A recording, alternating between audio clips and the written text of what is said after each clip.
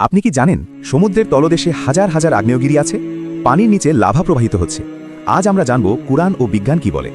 পৃথিবীর মোট আগ্নেয়গিরির কার্যক্রমের ৭০% বেশি ঘটে সমুদ্রের নিচে। এটাকে বলা হয় সাবমেরিন ভলক্যানিক অ্যাক্টিভিটি, যেখানে পৃথিবীর ভিতরের চাপ ও তাপের কারণে লাভা ও গরম গ্যাস বের হয়।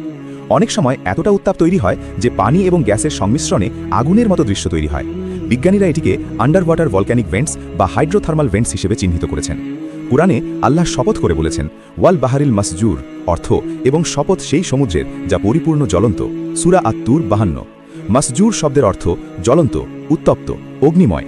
আরেকটি আয়াতে আছে, যখন সমুদ্রসমূহ প্রজ্বলিত হবে। সূরা আত-তাকবীর ৮১-৬। ১৪০০ বছর আগে কোনো ডুবুরি সমুদ্রের তলদেশে যেতে পারেননি।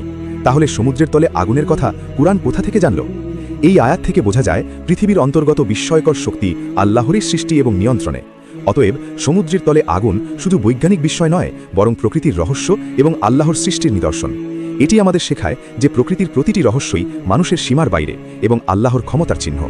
আল্লাহু আকবার।